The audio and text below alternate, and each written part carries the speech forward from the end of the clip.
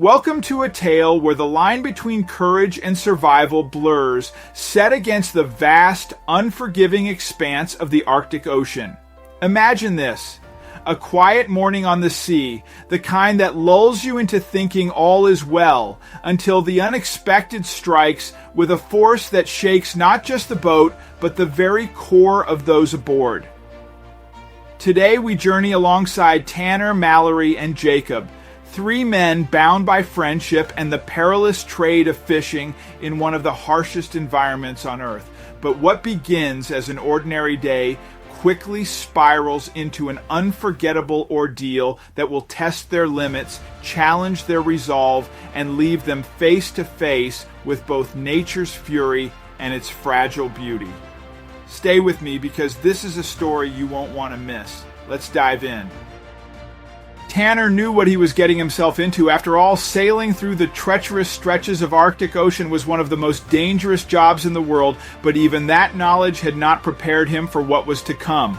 But before we start, smash the like button and make sure to subscribe if you haven't, and hit that notification bell so that you won't miss any new stories. What started off as an eerily quiet morning in the sea turned into a nightmare within moments as a sudden violent jolt rocked the boat, shattering the calm.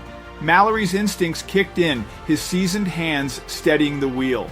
Unbeknownst to the three fishermen, the sea had a surprise waiting for them, one that would test everything they had learned in their years on the water. They didn't know that this day would change the trajectory of their lives forever. Mallory, Tanner, and Jacob hailed from the small, rugged town of Frosthaven, a place so far north that the sun barely skimmed the horizon during the long winter months. The three of them had been fishing together since they were old enough to hold a rod. A few months back, after a few drinks at the pub, they decided to start their own fishing business, pooling their savings to buy a boat and the necessary equipment. It was a modest operation, but it was theirs and they took pride in it. They would venture out to sea at the crack of dawn and voyage through the frigid W waters in the hope of some snow trouts or salmon. If they were lucky, they would get to haul in some crabs, a lucrative bonus that made the hard days worth it. It was a day like any other. The sea was calm, the sky clear, with a sense of anticipation in the air about the day's catch. Mallory, with his grizzled beard and weathered skin, kept his eyes on the horizon, ever watchful for the icebergs that drifted through these frigid waters like ghosts. The wind howled around them, whipping the icy spray from the sea into their faces, as Jacob and Tanner wrestled with the fishing nets. They had been out since dawn, the cold biting at their fingers, but the promise of a good catch kept them moving. The Arctic had changed in their lifetimes, the ice melting faster every year, creating new dangers in a place that was already unforgiving. The boat rocked gently as they moved about their tasks, a rhythm they had known since childhood. It was a quiet morning, the kind that lulled a man into thinking that the sea was calm, that nothing could go wrong, until all of a sudden a sharp jerk rocked the boat. Jacob was the first to notice the shift, a sudden shudder that ran through the boat like an electric shock. Tanner, busy with the lines, cursed under his breath, stumbling as the boat lurched to one side. Mallory's head snapped up, his eyes narrowing at the waters ahead. "Steady, lads!" Mallory's voice cut through the rising tension, a rock of authority in the chaos. For what felt like an eternity, Mallory battled the elements, his knuckles white as he held the wheel steady against the waves. The boat tilted dangerously to one side, and then with a final desperate turn, Mallory managed to pull them free of the chaos. Mallory exhaled a long, shaky breath, while Jacob and Tanner, both pale and wide-eyed, slowly picked themselves up from where they had braced against the boat's violent movements. The three men exchanged glances, the unspoken question hanging in the air. What had just happened? They moved as one, stepping out onto the deck to assess the situation. However, the sight that met them was enough to make their blood run cold. A colossal iceberg loomed before them, its sheer size almost incomprehensible. It towered over the water, a massive wall of ice that seemed to stretch endlessly in every direction.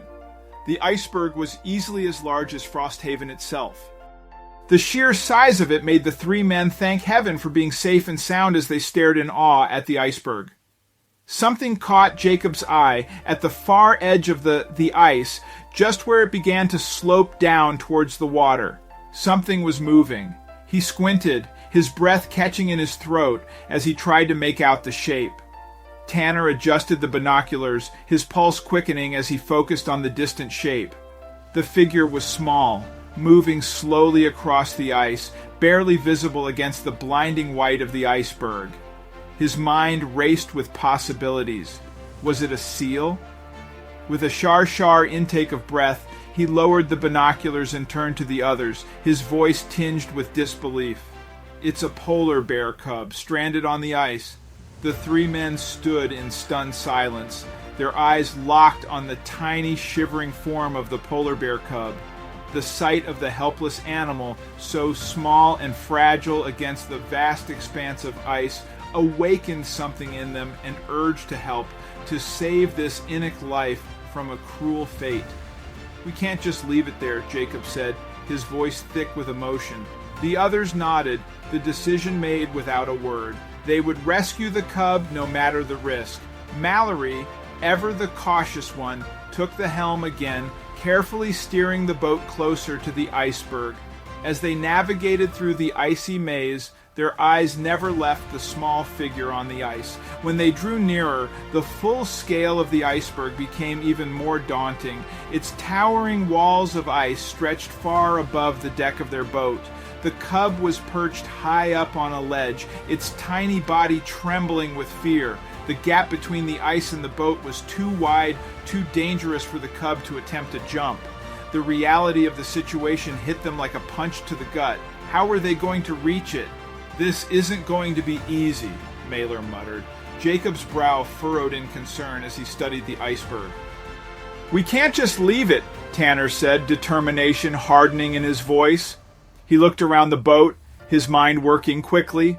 "We'll have to climb up to it."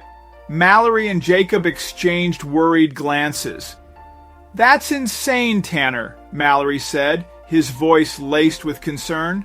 "Those ice walls are unstable. One wrong move and you'll end up in the water or worse."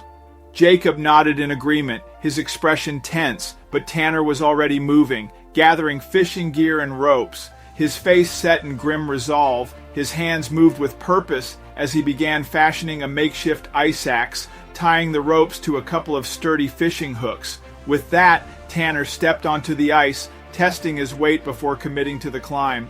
The others watched, their hearts in their throats, as he slowly ascended the icy wall, the makeshift hooks digging into the surface with each painstaking pull. The journey was treacherous, the ice slick and unpredictable. But Tanner moved with a steady determination, driven by the desperate need to reach the cub. Finally, after what felt like an eternity, Tanner reached the ledge of the iceberg. He looked at the tiny polar bear cub. The little creature was huddled against the ice, its fur soaked and matted, its eyes wide with fear and exhaustion. It was smaller than Tanner had imagined and shivered uncontrollably in the freezing air. "Hey there, little one," Tanner murmured, his voice low and comforting. The cub looked up at him with frightened eyes, but there was a flicker of trust in its gaze. Gently, Tanner unzipped his jacket, creating a warm, protective cocoon for the cub. With a careful motion, he lifted the small, trembling body and tucked it inside his coat, feeling its rapid heartbeat against his chest. The cub nestled against him, seeking warmth, and Tanner could feel its shivers slowly subside. Just as Tanner secured the cub, a sharp gust of wind whipped across the iceberg, stinging his face with icy pellets. He looked up, his heart sinking as he saw dark clouds rolling in fast, blotting out the sun. A snowstorm was rapidly brewing, and the sea suddenly erupted into a frenzy of howling wind and swirling snow. The storm hit with a ferocity that Tanner hadn't anticipated. Within seconds, the world around him vanished, consumed by a blinding white fury. A surge of fear gripped Tanner as the thought struck him. What if the cub's mother was nearby, hidden in the blinding snow? She could charge through the storm at any moment, thinking he was harming the cub. The idea sent a cold chill down his spine. For a fleeting moment, Tanner considered abandoning the cub, leaving it behind to save himself from the unknown danger. But the cub's small, trembling form clinging to his chest renewed his resolve. He couldn't abandon the helpless creature, not in this storm. The wind roared in his ears and lashed at him from all directions, making it impossible to see more than a few feet ahead. He clung to the jagged rock on the ledge, using every ounce of strength to keep himself from being swept away. Tanner squinted through the blizzard, trying to locate the boat, but the snow was so thick, so relentless, that it had swallowed everything in its path, including his only means of escape. Time seemed to stretch endlessly as Tanner crouched on the icy ledge, the storm raging around him. Finally, after what felt like forever, the storm began to subside. The wind lessened, the snow stopped its relentless assault. Tanner, shivering and exhausted, dared to look up, praying that the boat would emerge from the dissipating storm. But as the last of the snow settled, the landscape around him came into focus and Tanner's heart sank. The boat was gone. The spot where it had been was now just a stretch of icy water churning in the storm's aftermath. Tanner's eyes scanned the horizon, desperately searching for any sign of his friends, but there was nothing. The realization hit him like a hammer. He was alone, stranded on a massive iceberg with nothing but a tiny polar bear cub and the unforgiving Arctic wilderness. Tanner felt paralyzed by the sheer weight of his situation. The sea gold seeped through his clothes, chilling him to the bone, but it was the fear for his life that truly froze him in place. His mind raced, scrambling for a plan that might get him out of this nightmare, but all he could think about was the vast, empty expanse of ice stretching out in every direction, and the boat, his only lifeline, vanished without a trace. The tiny cub pressed closer against him, its warmth a small all-comfort against the overwhelming fear.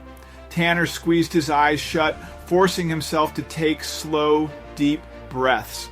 He couldn't afford to panic, not now. His mind began to clear, and a single thought pushed its way to the forefront. He had to find the boat. It was his only chance of survival. If it had drifted away in the storm, maybe, just maybe, it was still nearby, hidden somewhere along the iceberg's edge. With renewed determination, Tanner adjusted his grip on the cub and began to move.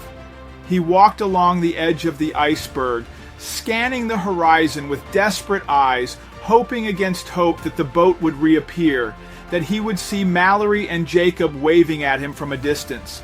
But the hours dragged on and the landscape remained unchanging. The boat was nowhere to be seen. His legs grew heavy, each step becoming harder than the last as the bitter cold sapped his strength. The sun dipped closer to the horizon, casting long shadows across the ice. With every passing minute, Tanner's hope began to fade. The boat was gone, there was no sign of it, no trace of his friends. The realization weighed heavily on him, slowing his steps until he finally came to a stop and stared at the frozen wasteland. He was alone, truly alone in one of the most inhospitable places on Earth. But just as despair threatened to take hold, Tanner noticed something. A faint, unnatural shape against the whiteness. Squinting, he could just make out a squarish structure in the distance. Tanner's heart pounded as he fixed his gaze on the distant structure, a flicker of hope cutting through the cold numbness that had settled over him. Each step was an effort, but the sight of the building propelled him forward. When he finally reached the structure, Tanner paused as he took in the sight before him. It was an old weather station, or what remained of one. It was half buried in snow, walls stained with rust and wear from years of exposure to the elements.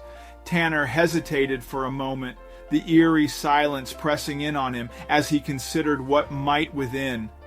But the sun was sinking fast, and he needed refuge to survive the harsh Arctic night. With a deep breath, he pushed the door open and stepped inside. Inside the weather station, the air was thick with the scent of rust and decay.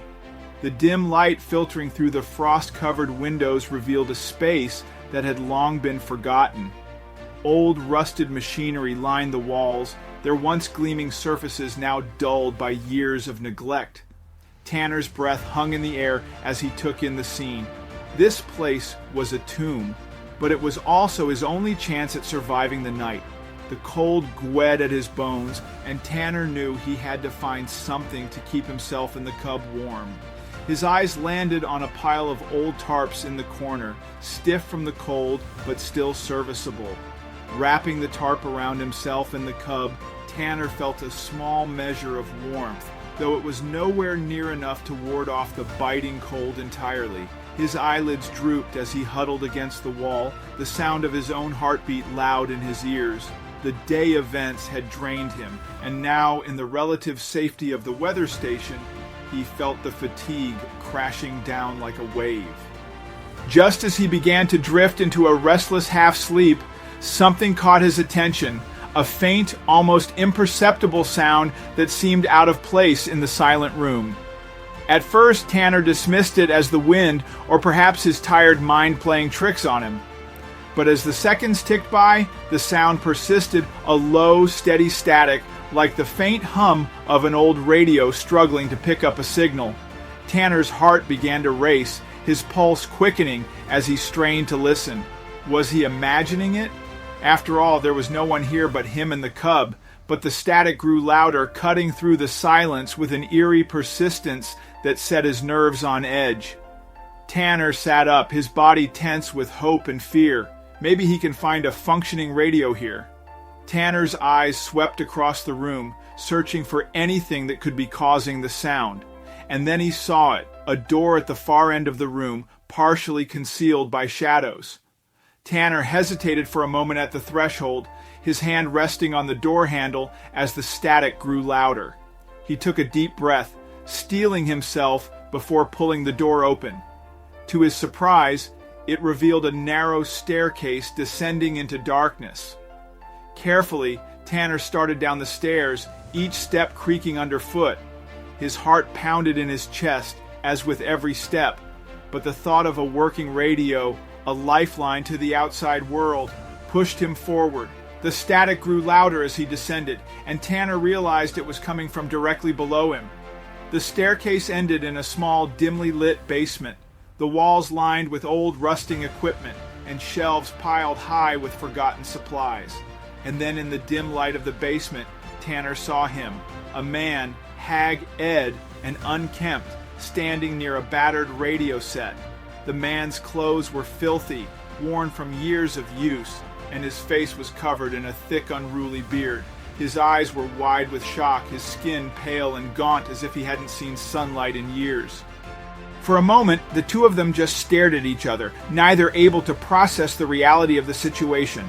The silence stretched, broken only by the crackling static from the radio, until finally the man's expression crumbled, his face twisted in a mix of joy and sorrow, and he fell to his knees, tears streaming down his dirty cheeks. "Oh, thank God!" the man choked out between sobs, his voice horror and broken. I thought I'd never see another soul again." He looked up at Tanner with a mixture of shock and gratitude. "I've been alone here for so long I thought I was losing my mind." Tanner took a cautious step forward, still processing the shock of finding another person in this desolate place. "I'm Tanner," he finally said, his voice shaky but kind. He hesitated, then added, "Who are you? What happened here?" The man took a deep, shaky breath. "I'm a Kalak," he said. "I'm Inuit, from a village up north. I came here with 3 scientists on an expedition. They needed someone who knew how to survive in these conditions and hired me to be their aide." Tanner listened intently as Iola continued. "We were supposed to return home after a year, but the ship never came. At first we thought it was just delayed, but days turned into weeks and then months. The scientists weren't prepared for what came next. Our rations and medical supplies started running low, and soon they succumbed to illnesses and harsh weather." Kuluk wiped his tears. "I have been here for almost a year now, living off whatever I could find, scavenging through what was left. Every day I have tried to work this radio, hoping someone would find me, but I'm no scientist. I had lost all hope to see another person in this lifetime, Uluk told Tanner, his voice barely above a whisper. Tanner recounted the day's event to Aolo and continued. EOL, look, I know you've been trying to make this radio work, and I'm no expert, but I think I can give it a shot. Maybe I can reach my friends or at least send out a signal. Aolo nodded, his hope rekindled by Tanner's determination. Tanner's hands shook slightly as he began adjusting the dials. The static crackled and hissed as he fiddled with the controls, trying to find the right frequency. At first it was just noise, but he kept trying to make contact with the boat's radio, refusing to give up. And then a flicker of something, a faint signal, a voice breaking through the static. Tanner's breath caught in his throat as he fine-tuned the frequency, his pulse quickening with hope. "This is Tanner," he said, his voice shaky but clear. "Mallory, Jacob, if you can hear me, I'm at an old weather station. I have someone here with me. We're sending out an SOS. Please respond." There was a moment of agonizing silence, and then through the crackling static, Tanner heard a voice. Mallory's voice, Tanner thought. "Tanner, thank God we've been searching for you the entire day. Hang in there, we'll come and rescue you." As the dawn breaks, relief washed over Tanner like a wave, his knees almost buckling as he let out a breath he didn't know he was holding. UK's eyes filled with tears again, but this time they were tears of joy, of overwhelming relief. They had done it. They were going to be rescued. The two men spent the night huddled in the basement, the polar bear cub nestled between them for warmth. They spoke quietly, sharing stories, their words of comfort against the cold that seeped through the walls. When morning finally broke, a pale light spread across the ice, casting long shadows over the frozen landscape. Tanner and Aolo prepared to leave the weather station, the polar bear cub still nestled safely in Tanner's jacket. As they reached the edge, they saw them, Mallory and Jacob, standing with the rescue team in their boat. Mallory was the first to spot them, and he raised his arm in a triumphant wave. "Tanner!" he called out, his voice carrying across the ice. Tanner's heart swelled as he saw the joy on his friends' faces, their relief mirroring his own. As they reached the boats, Mallory pulled Tanner into a tight embrace, his voice thick with emotion. "We were so worried," he murmured, his eyes glassy with unshed tears. As the boats pushed off, leaving the iceberg behind, Tanner looked back one last time, the memories of their ordeal still fresh in his mind. He glanced at Uluk, who was gazing out at the horizon with a peaceful expression.